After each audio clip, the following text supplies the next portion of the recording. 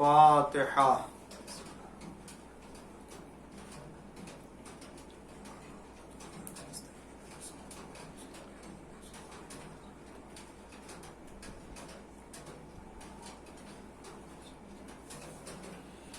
أعوذ بالله السميع العليم من الشيطان اللعين الرجيم. بسم الله الرحمن الرحيم. الحمد لله المعروف من غير رؤية، والخالق من غير منسبة. خلق الخلائق بقدرته واستعبد الأرباب بعزته، وسعد العظماء بجوده. والصلاة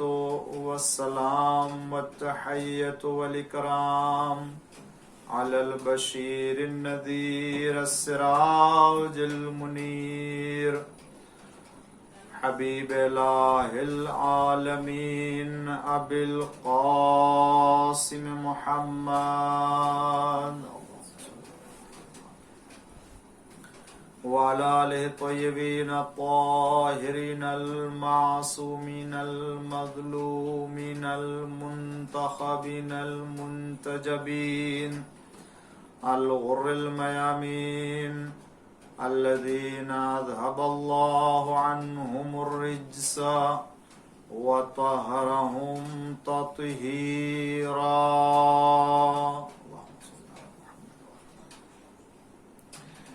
لا سيما الإمام المبين بقية الله في الأرضين،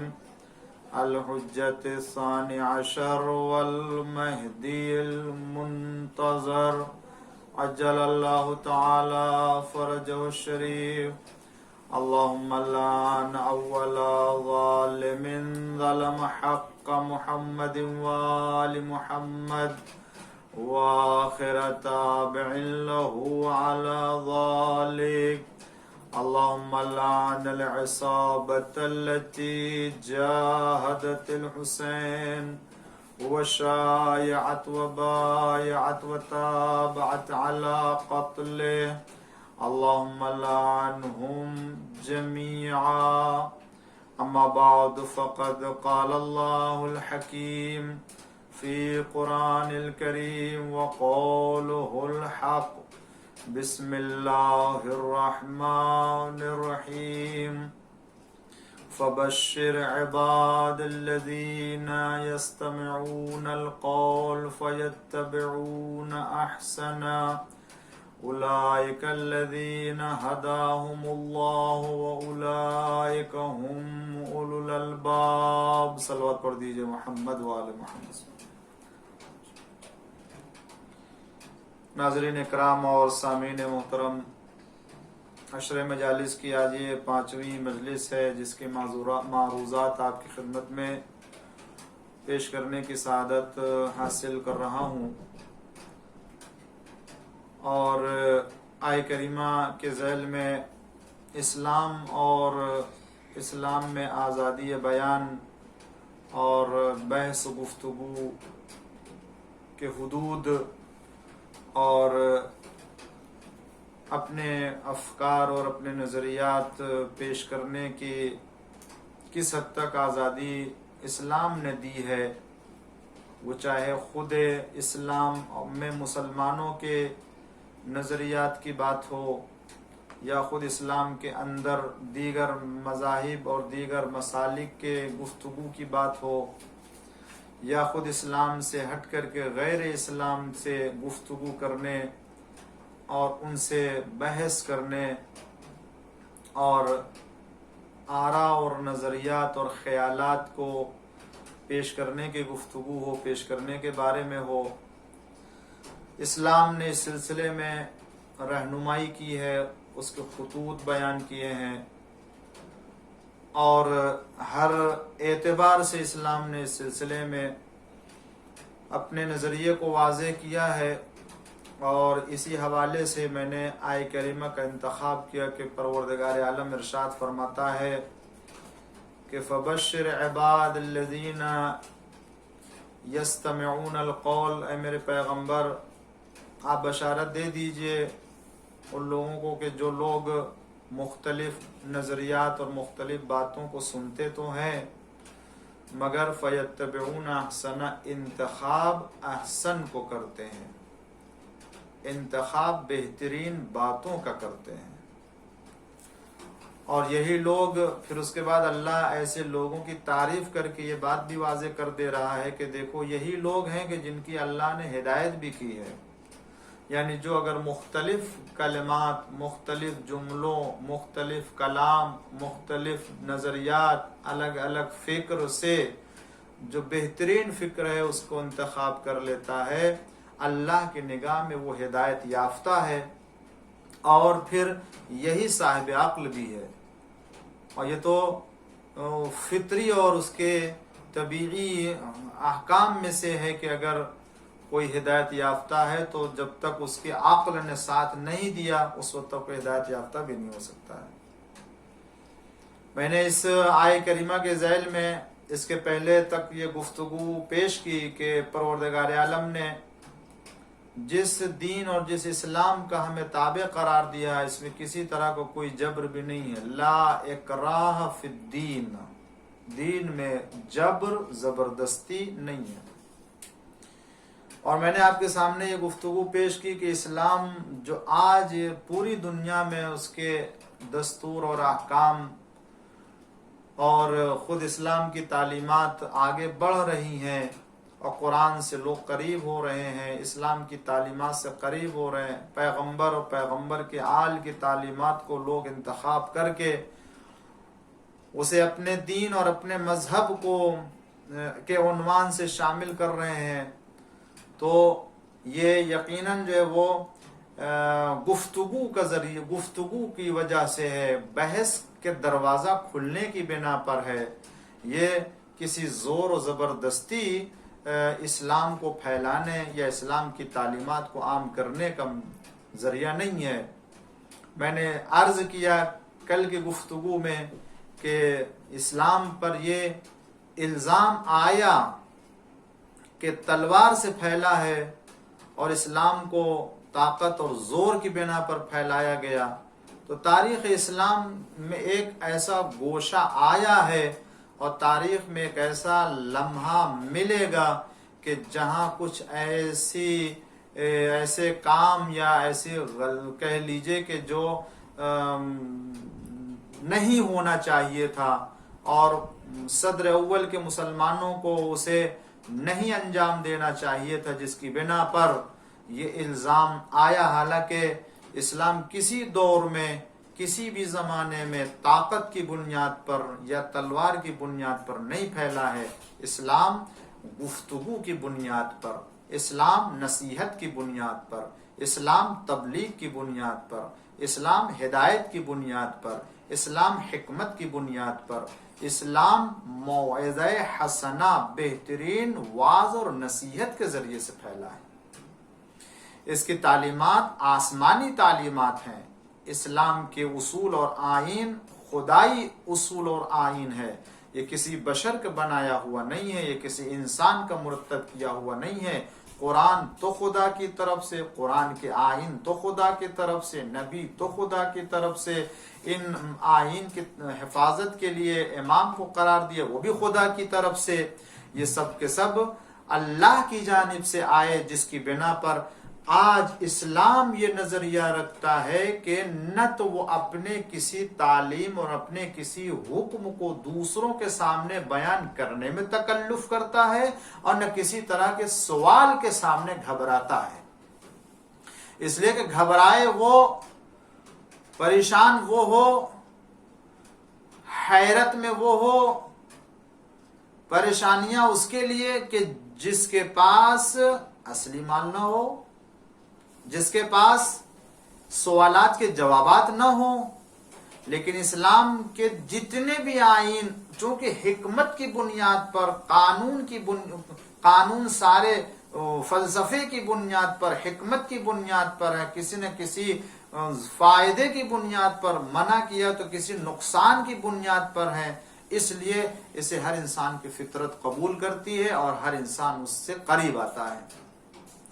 تو میں نے عرض کیا کہ اسلام طاقت کی بنیاد پر نہیں پھیلا، وہ چاہے خود اسلام کے اندر کی بات ہو یا اسلام کے باہر، اسلام نرم گفتگو کرنے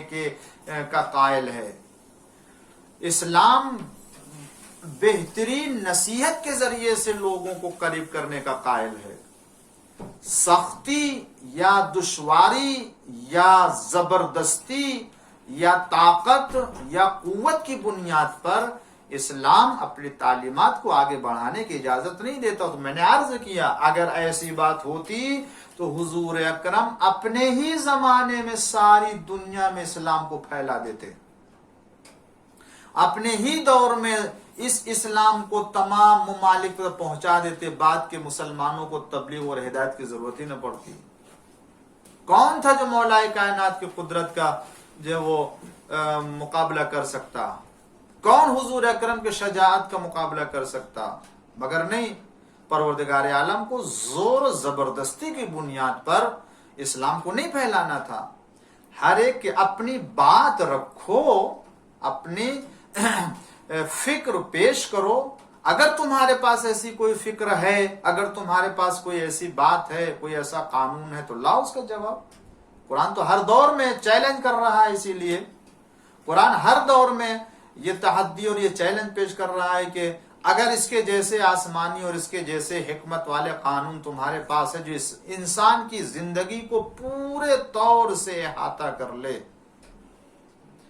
پیدا ہونے بلکہ پیدا ہونے سے پہلے سے لے کر کے مرنے تک، مرنے کے بعد تک کے سارے اصول مرتب کر لیے گئے ہوں، سارے قانون بنا لیے گئے ہوں، اور ایسے قانون کے جس میں کسی بھی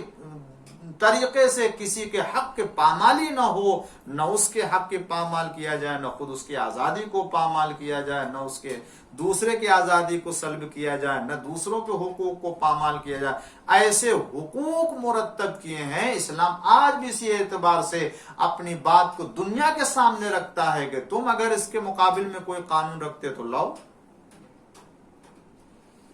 اگر زبردستی اور طاقت کی بنیاد پر اس قانون کو منوانا ہوتا تو حکمتوں کی ضرورت نہیں تھی۔ دین کے قانون کسی حکمت کی بنیاد پر وضع کرنے کی ضرورت نہیں ہے، خدا جو کہے گا وہ منوائے گا، تو جب منوائے گا چاہے ان کے فطرت کے تقاضوں کے مطابق ہو یا ان کی طبیعت کے مطابق نہ ہو، ماننا ہے خدا بند عالم منوا بھی سکتا ہے، مگر نہیں، اللہ نے یہ نہیں رکھا۔ البتہ میں آپ کی خدمت میں عرض کروں، اس کا مطلب یہ بھی نہیں ہے کہ اگر اسلام نے ہمیں آزادی دی ہے اور ہر طرح کے فکر اور ہر طرح کے بیان اور ہر طرح کے نظریات کو سننے اور نظریات کو پیش کرنے کی اگر اجازت دی تو اس کے حدود ہیں، یعنی اس کے بھی شرائط معین کیے گئے ہیں، لمیٹڈ ہے، ایسا نہیں ہے کہ اس کی کوئی حدود نہیں ہے، بلکہ اس کو بھی معین کیا، حد کے اندر اپنی رائے اور اپنے فکر کو پیش کرو، اس کے بھی حدود ہیں۔ میں آج آپ کی خدمت میں عرض کرنا چاہتا ہوں تاکہ یہ بات مکمل ہو جائے، کوئی یہ نہ سمجھے ہمارے بیان سے کہ پھر مولانا صاحب تو وہ اتنے زیادہ جو ہے وہ اسلام کے اندر آزادی بیان کو جو ہے وہ اس انداز سے پیش کر رہے ہیں تو کچھ بھی کہو، نہیں، اسلام قرآن نے ہمارے لیے اس کے حدود بھی بیان کیے ہیں کہ جب تمہیں آزادی بھی دی گئی ہے اور کسی کی آزادی کے خلاف جو ہے وہ قدم بھی نہیں اٹھا سکتے ہو، اور ہم کیسے اپنی بات کو سامنے رکھیں، اسلام نے اس کو بھی پیش کیا ہے۔ دیکھیں، اسلام نے ہمیں اپنی بات کو پیش کرنے اور اپنے فکر کو دوسروں کے سامنے لانے کی اجازت دی ہے، ہم اپنی فکر پیش کریں، اور مسلمان کو یہ اجازت دی کہ وہ بھی اپنی فکر پیش کرے جو کچھ رکھتا، مگر مسلمان کو خدا بند عالم نے قرآن کے احکام کا تابع بنایا ہے کہ اگر وہ کوئی فکر اور کوئی سوچ پیدا کرنا چاہتا ہے اور کوئی فکر آگے بڑھانا چاہتا ہے تو اسے اس بات کا خیال ہو کہ اس کی فکر اللہ اور رسول کے حکم کی مخالفت نہ کر رہی ہو. اگر اس کی فکر اور اس کی سوچ خدا اور رسول کے حکم کی مخالفت کر رہی ہے تو ایسی سوچ کو اسلام میں کوئی جگہ نہیں دی گئی ہے. ایسی فکر کو اسلام میں کوئی جگہ نہیں دی گئی ہے. مثلا فرض کر لیجئے کوئی جو ایک مسلمان ایک ایسی رائے پیدا کرے جس کو اسلام نے حرام قرار دیا، جائز قرار نہیں دیا، اور وہ کہے کہ نہیں آج کے ترقی یافتہ دور میں لہذا مسلمانوں کو چاہیے کہ چونکہ یہ فرض کر لیجئے، میں ایک مثال دیتا ہوں کہ ہر جگہ چونکہ ہر مذہب میں نہ ہونے کے باوجود ہر جگہ شراب رائج ہے، ہر جگہ شراب ملتی ہے، ہر جگہ شراب پائی جاتی ہے، ہر جگہ یہ حرام چیز جو مل جاتی ہے، ایک کلچر کا حصہ بن گیا ہے، ایک تہذیب مانی جاتی ہے. کھانے کے ساتھ، ناشتے کے ساتھ اور چائے کے ساتھ کسی کی پذیرائی کرنا ہے، کسی کو ناشتہ کرانا ہے. ہر محفل میں، ہر فنکشن میں، ہر جگہ، ہر مقام پر، ہر ملک میں، ہر شہر میں دیکھا جا رہا ہے. اس کا کاروبار بھی زور شور سے ہو رہا ہے، اس کے فائدے بھی لوگ دیکھ رہے ہیں، اس میں جو ہے انکم بھی بہت زیادہ ہے. تو لہٰذا کوئی آج پیدا کر کے کیا جو ہے وہ اس میں اشکال، کیا اعتراض ہے اگر اسلام بھی اس کو قبول کر لے اور اسلام بھی اس کو اپنی طرف سے انجام دینے کی اجازت دے دے. تو یہ ہرگز نہیں ہو سکتا. اتنی آزادی اسلام نے نہیں دی ہے کہ کوئی وہ چیز کی جس کو اسلام نے حرام قرار دیا، خدا نے اسے ناجائز قرار دیا ہے، اسے کوئی آ کر کے جائز قرار دے. وہ کہ نہیں یہ میری فکر ہے. اسلام تو آزادی بیان کا قائل ہے، لہذا فکر کا قائل ہے، اور ہم بھی ایک نظریہ رکھتے ہیں، لہذا نہیں، اپنا نظریہ رکھو، اپنی فکر پیش کرو، مگر یہ فکر بھی ایسی فکر ہو کہ جو خدا اور رسول کے سامنے تسلیم ہو کر کے ہو. پہلے سے اللہ اور رسول کے حکم کو دیکھے، خدا اور رسول کے حکم کے خلاف جا کر کے کسی بھی طریقے کوئی فکر نہیں. اللہ تعالیٰ قرآن فرماتا ہے کہ ما کانا لمؤمن ولا مؤمنہ اذا قضى اللہ ورسولہ، نہ مومن کو، نہ کسی مومن مرد کو، نہ کسی مومن عورت کو یہ حق نہیں ہے کہ اللہ اور رسول اگر کسی چیز کا حکم دے دیں اور فیصلہ کر دیں تو ان کو اب اس میں کوئی اختیار نہیں رہ جاتا ہے، اس میں ان کو کوئی جو حق نہیں رہ جاتا ہے کہ اللہ کے حکم اور رسول کے فیصلے میں وہ اپنی کوئی رائے لائیں. نہیں، یہ آزادی نہیں دی گئی ہے. تو خبردار حکم خدا کی مخالفت نہ ہو. ہم کوئی بھی نظریہ پیش کریں، آج بہت سے مسائل ہیں، میں کتنی مثالیں دیں. آج نیٹ کی دنیا ہے، آج کمپیوٹر کی دنیا ہے، آج وہ جو کیا کہتے ہیں ٹیکنالوجی کا زمانہ ہے، آج وہ سائنس کا زمانہ ہے. آج ان تمام ترقی یافتہ دور میں نہ جانے کتنے ایسے گیمز آ رہے ہیں، کھیل آ رہے ہیں، اور نہ جانے کتنے ایسے کاروبار آ رہے ہیں جو سود کی بنیاد پر اور جو انٹرسٹ کی بنیاد پر جو ہے وہ سب رائج ہو رہے ہیں، جس کے اندر حلال حرام سب کچھ ہے. لہذا آج کوئی کہہ نہیں ہے اسلام تو ہر زمانے کے لیے ہے، ہر انسان کو ساتھ لے کے چلنے والا ہے، لہذا اگر اسے بھی اسلام کے حصے میں قرار دیا جائے، اسلام کے احکام کا ایک جز قرار دے دیا تو کیا پریشان. نہیں، اسلام میں خدا اور رسول نے ہر ایک کے احکام اور حدود بیان کر دیے ہیں، تو ان حدود سے باہر جا کر کے کوئی اپنی فکر نہیں پیش کر سکتا ہے، نہ عقائد کی دنیا میں اور نہ ہی احکام کی دنیا میں. کسی بھی ایسے حصے کے خلاف نہ ہم اپنی فکر اور نہ اپنے قول اور نہ اپنی رائے پیش کرتے ہیں جس کے بارے میں اللہ اور رسول نے فیصلہ کر دیا ہے. اس بات کا خیال رہے. اور دوسری چیز، اور یعنی دوسری جگہ میں بتاؤں، عرض کروں کہ جہاں پر اسلام نے ہمیں پہلے سے اس کے حدود معین کر دیے. مثلا حق اور باطل کو ایک دوسرے سے نہ ملایا جائے. اگر کوئی آج حق اور باطل کو دونوں کو ملا کے ایک فکر لے کر کے آ رہا ہے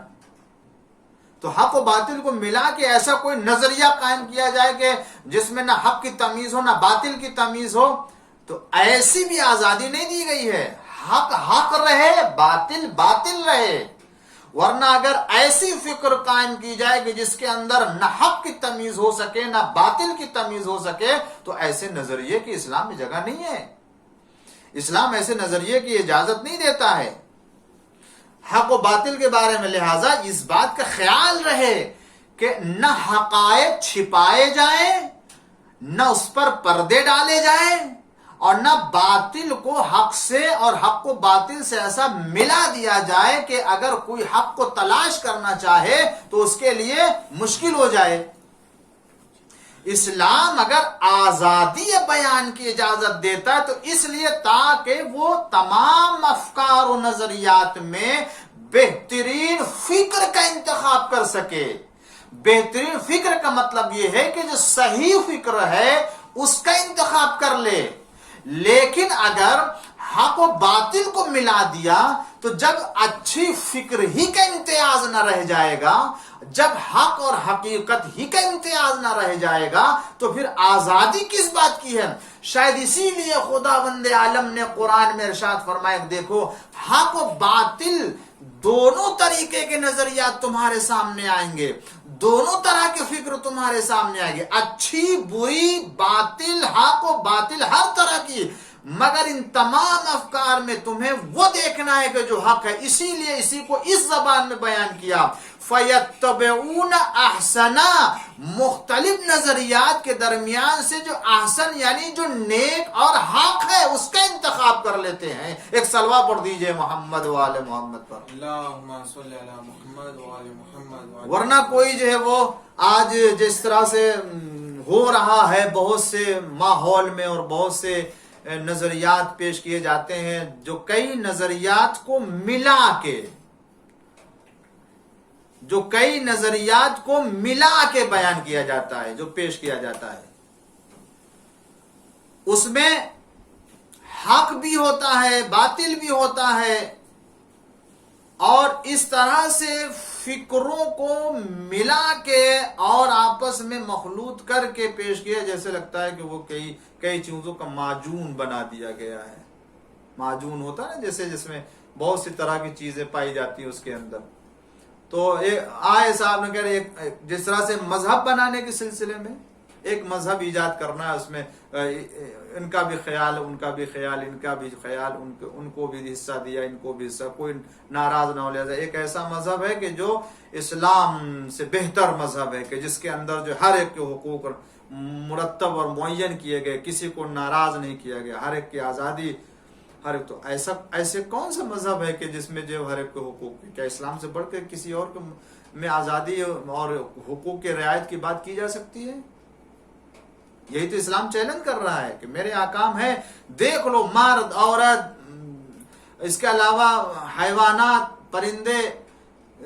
جانور، درخت، پانی، زمین، آسمان، دیگر تمام چیزوں کے لیے آج اسلام نے اتنے اچھے حقوق بیان کیے ہیں کہ انسان اس کا جواب نہیں لا سکتا ہے. لہذا کوئی جو آج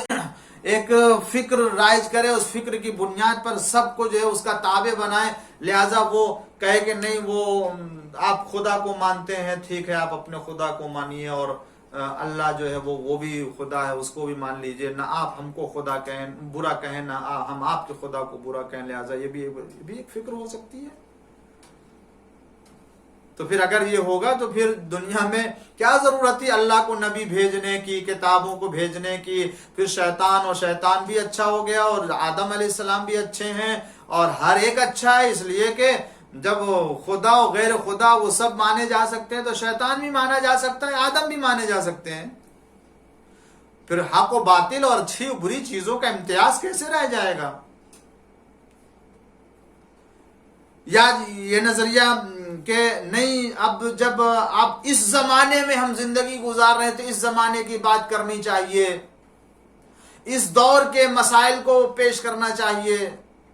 آج کے مسلمانوں کے جو حالات ہیں ان حالات کے بارے میں گفتگو کرنا چاہیے. لہذا صدر اول کے بارے میں اور اسلام کے ابتدائی دور میں جو کچھ رونما ہوا، جو اختلافات ہوئے وہ ہوئے، ختم ہو گیا، زمانہ چلا گیا. آج اس کے بارے میں بحث کرنے کی کیا ضرورت ہے؟ لہذا ٹھیک ہے، ہم مانتے ہیں کہ خلافت اور امامت اہل بیت علیہ السلام اور جانشینی پیغمبر صلی اللہ علیہ وآلہ وسلم یا اہل بیت علیہ السلام کا حق تھا، مولا کائنات کا حق تھا، مگر اب تو وہ نہیں ہو سکتا۔ آج بحث کرنے سے کیا ہوگا، اور نہ خلافت دلا سکتے ہیں اور نہ ہی جو ہے ان کو دوبارہ لا سکتے ہیں، تو اب تو ہو گیا، تاریخ میں جو کچھ ہو گیا، لہٰذا اب جو کچھ ہے سب مل بیٹھ کر کے سب لوگ ایک ساتھ رہو، اور ان کو بھی آپ ان کے مان لیجئے، وہ آپ کے مان لے، اور اس طرح سے جو ہے اگر ایسی گفتگو اور ایسی فکر پیش کی جائے گی تو پھر اس میں حق و باطل کا امتیاز کیسے رہ جائے گا؟ دونوں فکریں برابر تو نہیں ہو سکتی ہیں۔ یا تو وفات پیغمبر کے بعد یہ حق اہل بیت علیہ السلام کا ہے یا نہیں ہے، اب گفتگو یہی ہوگی نا۔ یہ تو نہیں کہہ سکتے کہ ان کا ہے بھی اور نہیں بھی ہے، یہ تو نہیں ہو سکتی، اہل بیت کا بھی ہے دوسروں کا بھی ہے، یہ تو نہیں کہہ سکتے ہیں۔ وفات پیغمبر کے بعد بھئی یا اہل بیت علیہ السلام کا حق ہے یا نہیں ہے، گفتگو یہی ہوگی۔ جو لوگ کہتے ہیں اہل بیت علیہ السلام کا حق ہے، مولا کائنات امام ہے، خلیفہ بلا فصل ہے، وہ اپنی دلیل رکھیں گے، اور جو لوگ نہیں مانتے وہ اپنی دلیل رکھیں گے، اور دونوں گفتگو کریں علم کی بنیاد پر، عقل کی بنیاد پر، فلسفے کی بنیاد پر، یعنی حکمتوں کی بنیاد پر، کہ دلیلیں لے کر کے آئیے، یہی مختلف کلام و مختلف گفتگو کہی جائے گی نا۔ کہ آپ کہتے ہیں حضور اکرم نے کسی کو اپنے بعد نہیں چھوڑا، معین نہیں کیا، ہم کہتے ہیں کہ حضور اکرم نے معین کیا، نام لے کر کے بتایا ہے، اٹھایا ہے، دکھایا ہے، سنایا ہے، لکھ کے ہر طرح سے بتایا ہے، اور لوگوں نے ان کو مانا بھی ہے، بیعت بھی کی ہے، مبارکباد بھی دی ہے، سب کچھ کہا ہے، گواہیاں بھی ہیں، لوگوں نے گواہی بھی دی ہے، شہادت بھی دی ہے، اور جو لوگوں نے انکار کیا ان کے اوپر عذاب بھی نازل ہوا ہے، رسوا بھی ہوئے ہیں، اندھے بھی ہوئے ہیں، کوڑی بھی ہوئے، سب کچھ ہوئے، یہ سب موجود ہے قرآن میں بھی حدیث میں بھی۔ یہ ساری دلیلیں ہیں یا نہیں ہیں؟ ہم بھی دلیلیں پیش کرتے ہیں، اور اس کے مقابل میں جو لوگ کہتے ہیں کہ نہیں رسول اللہ نے کسی کو نہیں بنا، وہ بھی اپنی دلیل لے کر کے آئے اور باہر بحث کرتے ہیں، گفتگو کرتے ہیں۔ اب ان تمام فکروں میں، ان دونوں فکروں میں، تمام نہ کہی، ان دونوں فکروں میں جو فکر دلیل کے مطابق ہو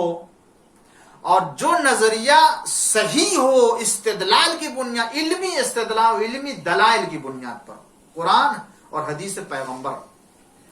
اس کی بنیاد پر جو ہے مسلمانوں کو چاہیے کہ اسی کو تسلیم کر لے۔ آپ کہیں گے کیسے تسلیم کر؟ قرآن کہتا ہے کہ یستمعون القول، مختلف فکروں کو سنتے ہیں، فیتبعون احسنا، انتخاب اس کا کرتے ہیں جو احسن ہے، سب سے اچھا ہے۔ تو یہی گفتگو ہو سکتی ہے کہ آپ بھی اپنی دلیل لے کر کے آئے، ہم بھی اپنی دلیل لے کر کے آتے ہیں، اور ہر طرح کی دشمنی، ہر طرح کے تعصب کو ہٹا دیجئے، اور ہٹانے کے بعد جو واقعی علمی نظریے کی بنیاد پر، استدلال کی بنیاد پر جو فکر مطابق ہو اسی فکر کے تابع ہو جائیں۔ اس لیے قرآن کہتا ہے نہ جھگڑا کرو، نہ اختلاف کرو، نہ برا بھلا کہو، نہ کسی کو جو ہے وہ کسی کا مذاق اڑاؤ، گفتگو کرو، جو علمی گفتگو ہے اس کا انتخاب کر لو۔ عزیزان گرامی، اگر اس طرح سے گفتگو ہوگی تو نہ جانے کتنے ایسے اختلافات دور ہو سکتے ہیں، اور ہوئے ہیں، اور یہی وجہ ہے کہ جب علمی دلیل کی بنیاد پر، عقلی دلیل کی بنیاد پر اس طرح کے اختلافات کے حل کیا گیا تو ایک نہیں ہزاروں ایسے خوش نصیب پیدا ہوئے کہ جنہوں نے فیتبعون احسنہ کے اوپر عمل کرتے ہوئے مذہب اہل بیت کو قبول کر لیا۔ آج وہ شیعہ اثنا عشری ہو چکے ہیں۔ ایک صلوات پڑھ دیجئے محمد وعلی محمد۔ اللہم صلی علی محمد وعلی محمد وعلی۔ تو ہمیں چاہیے کہ اگر اسلام آزادی دیتا ہے تو اس آزادی کے حدود کا خیال کرتے ہوئے حق کو باطل سے یا باطل کو حق سے نہ ملائیں، ورنہ پھر حق و باطل کا امتیاز دور ہو جائے گا، ختم ہو جائے گا۔ اور اللہ چاہتا حق کے اوپر رہو، حق کے اوپر جو عمل کرو، حق کے راستے کے اوپر چلو۔ خدا کہتا اہدنا الصراط المستقیم،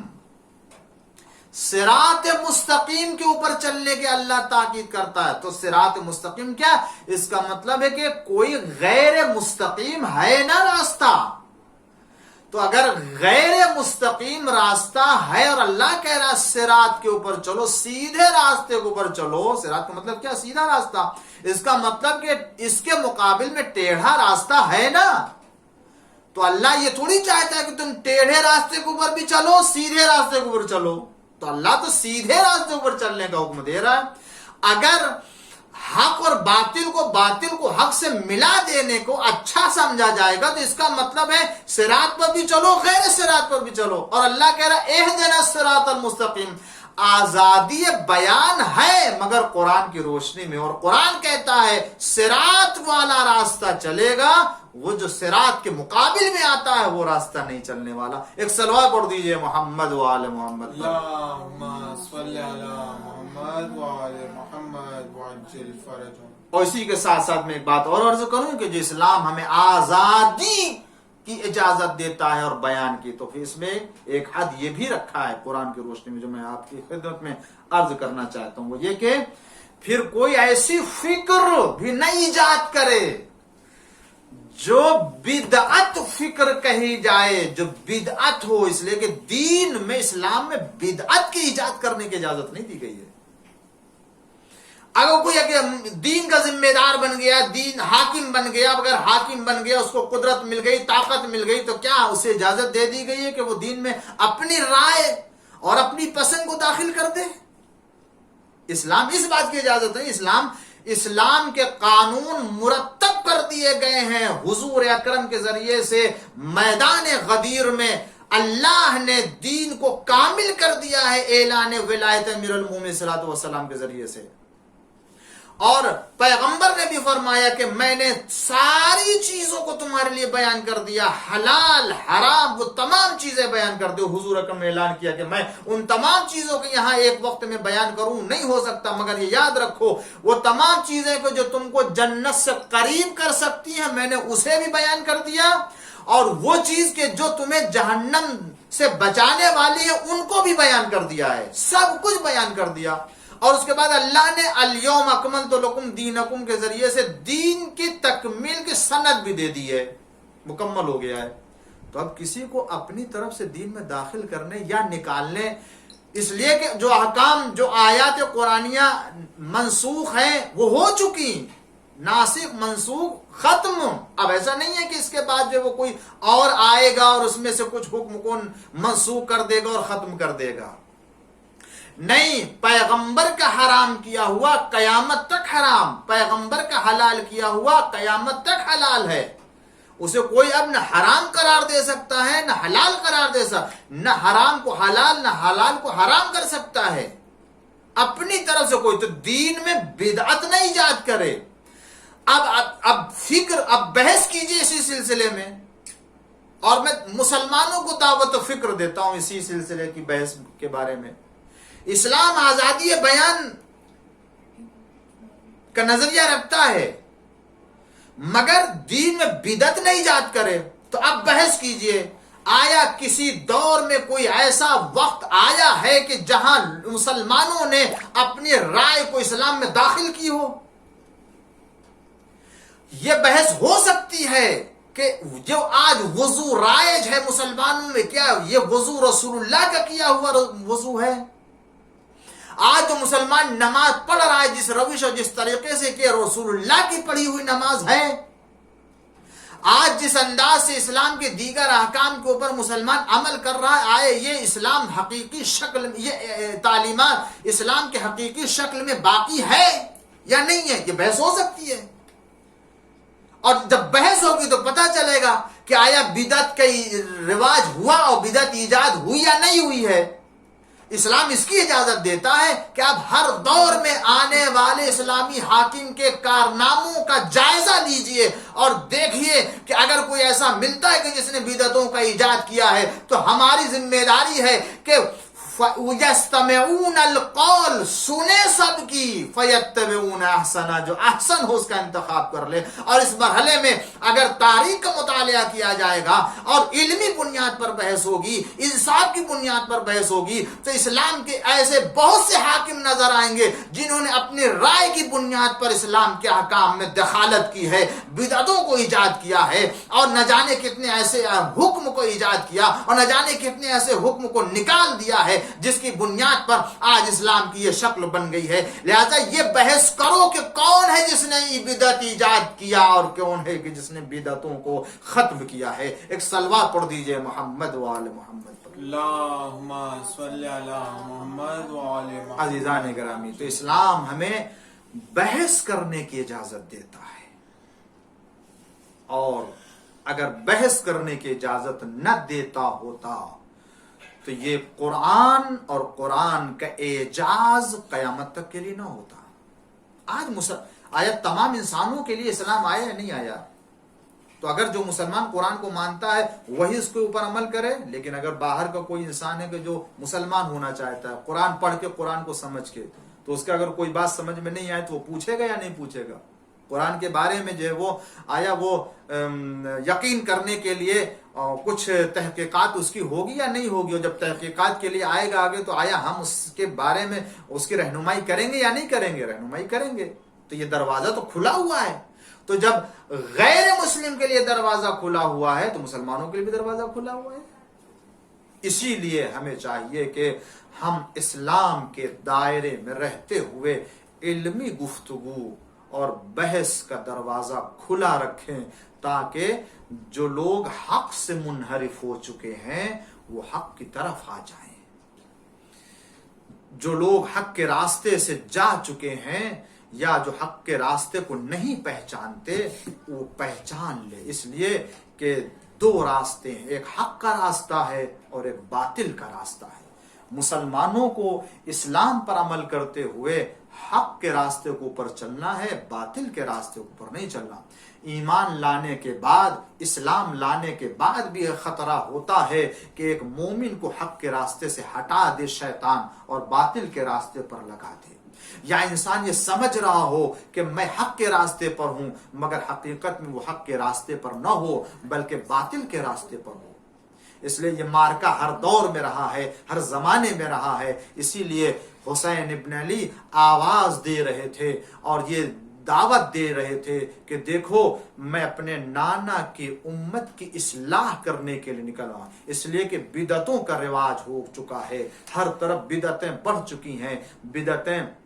رائج کر دی گئی ہیں، اور کوئی ان کو منع کرنے والا نہیں ہے، کوئی ان سے روکنے والا نہیں ہے۔ لہذا امام حسین علیہ السلام نے آواز دی کہ دیکھو میں امر بالمعروف نہی از منکر کے لیے نکل رہا ہوں۔ حسین ابن علی نے ہر ایک کے لیے دروازہ کھول دیا تھا، اور اگر یہ آزادی نہ ہوتی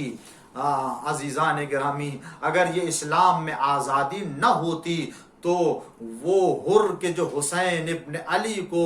گھیر کے کربلا لایا تھا شب عاشور، یہ اسی آزادی کا اثر تھا کہ اس نے اپنی فکر کو بدل لیا، اپنے فکر کو چینج کر دیا، اور یزیدی فکر سے نکل کر کے حسینی فکر میں آ گیا، اور حسینی فکر کے دائرے میں آنے کے بعد اسے احساس ہو گیا کہ ہم اب کہاں ہیں اور اس کے پہلے کہاں تھے۔ اسی لیے اس نے کہا تھا، جس نے پوچھا تھا کہ میں تمہاری عجیب کیفیت دیکھ رہا ہوں،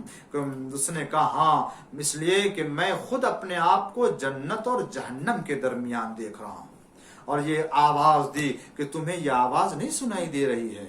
کہ کون سی آواز؟ ذرا کان لگا کے سنو تو، خیام حسینی کی طرف، کہ وہاں سے چھوٹے چھوٹے بچوں کی صدائے العطش بلند ہے، ہائے پیاس ہائے پیاس۔ اے ارباب حضاب، یہ کربلا والے ہیں جنہوں نے پیاس کو برداشت کر لیا، یہ کربلا والے ہیں جنہوں نے بھوک کو پیاس کر لیا۔ اے ارباب حضاب، آپ اندازہ کریں یہ ایام سفر کے ماہ سفر کے ایام ہے، اہل بیت کے اوپر بڑے مظالم ڈھائے گئے ہیں، کربلا سے لے کے کوفہ کوفہ سے لے کے شام تک اہل حرم کو اسیر کر کے ان پر جو جو مظالم ڈھائے گئے ہیں انہیں تصور بھی نہیں کر سکتے ہیں، مگر ارباب اعظم ان تمام مظالم کے باوجود، ان تمام ستم کے باوجود، ان تمام مصائب کے باوجود اہل حرم میں چھوٹا ہو تو چھوٹا، بڑا ہو تو بڑا، عورت ہو تو خاتون مرد، کوئی بھی ایسا نہیں کہ جو انسانی شرافت سے نیچے آ کر کے اس نے کوئی بات کہی ہو۔ اے ارباب اعظم یہ حق والے تھے، یہ شرافت والے تھے، یہ انسانیت والے تھے، جس کی بنا پر اپنے کو انسانی شرافت سے نیچے نہ آنے دیا۔ کیوں؟ اس لیے عزادارو میں ایک جملہ عرض کرنا چاہتا ہوں، اسی سے کربلا والوں کی شرافت کا اندازہ کیجئے، ان کی وسعت قلبی کا اندازہ کیجئے، اور ان کے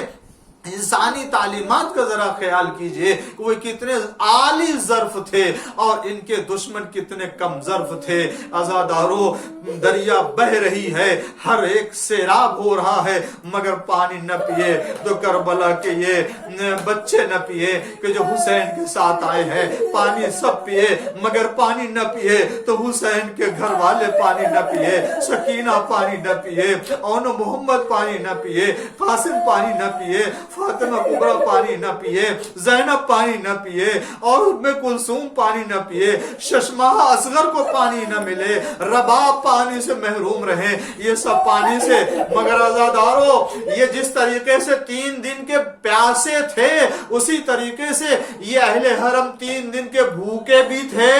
مگر عزادارو ہم نے صدائے الاتش سنی ہے مگر کسی نے بھوک کا ذکر نہیں کیا ہے، جبکہ جیسے یہ پیاسے تھے اسی طریقے سے یہ بھوکے بھی تھے۔ مگر عزادارو کیا وجہ ہے جس کی بنا پر انہوں نے بھوک کا ذکر نہیں کیا، پانی کا ذکر کیا؟ پانی مانگا ہے مگر کھانا نہیں مانگا۔ اے عزادارو اس کی وجہ یہ ہے جسے شیخ جعفر شستری نے اپنی کتاب میں لکھا ہے، اس کی وجہ یہ ہے کہ دیکھو پانی وہ نعمت ہے، پانی وہ چیز ہے جس کے اوپر ہر انسان کا حق ہوتا ہے، جانوروں کا بھی حق ہے، انسانوں کا بھی حق ہے۔ اسی لیے پانی کے لیے دیکھا ہوگا کہ راستہ چلتے ہوئے بھی انسان ایک دوسرے سے پانی مانگ لیتا ہے، اس لیے کہ پانی کے اوپر حق ہوتا ہے، مگر یہ نہ دیکھا ہوگا کسی کو کہ چلتے ہوئے کھانا مانگ لیا ہو، اس لیے کہ پانی مانگنا انسانی شرافت کے خلاف نہیں ہے، کھانا مانگنا انسانی شرافت کے خلاف مانا جاتا ہے۔ اے عزادارو کربلا میں یہ حسینی شرافت کی اتنی بلندی پر فائز تھے، بڑے تو بڑے چھوٹوں نے بھی کھانے کے ذکر نہیں کیا۔ ارے میں تو ایک بات عرض کرنا چاہتا ہوں اور مجلس کو تمام کر دینا چاہتا ہوں، ارے جس سکینہ نے پانی کا مطالبہ کیا، جن بچوں نے پانی کو طلب کیا ہے، ارے یہ تو مہر فاطمہ میں پانی ملا تھا جس کی وجہ سے انہوں نے پانی مانگا، ورنہ اگر مہر فاطمہ میں نہ ہوتا تو یہ بچے بھی دریا کی طرف سے رخ موڑ لیتے اور پانی کبھی نہ مانگتے، اور نہ کبھی چچا سے کہتی کہ چچا پیاس لگی ہے، اور کبھی عباس ان بچوں کو پانی کے لیے انتظام بھی نہ کرتے۔ وَسَيَعْلَمُونَ الَّذِينَ أَيَّ مُنْقَلَبٍ يَنْقَلِبُونَ رِضًا بِقَضَائِهِ وَتَسْلِيمًا لِأَمْرِهِ۔ پروردگارا بحق زہرا و ابیہ و بال و بنیہ و سر المستودع فی امام زمانہ کے ظہور میں تعجیل فرما، ہم سب کو ان کے اعوان و انصار میں شمار فرما۔ اے پالنے والے ہمارے اس مجلس کو ہمارے نام اعمال میں قرار فرما، پالنے والے سامعین، ناظرین، بانی مجلس کے تمام نیک خواہشات کو پورے فرما، جو بیمار شفا کلی عنایت فرما۔ پروردگار دنیا میں آخرت میں ہر بلا وبا سے محفوظ فرما۔ اے پالنے والے ہم سب کو عافیت میں قرار فرما، علماء اعلام آیات اعظام کی حفاظت فرما، ہم سب کے چھوٹے بڑے گناہوں کو معاف فرما۔ معبود محمد آل محمد کے شفاعت سے روز قیامت ہم سب کو سرفراز فرما، بحق محمد وآلہ الطاہرین۔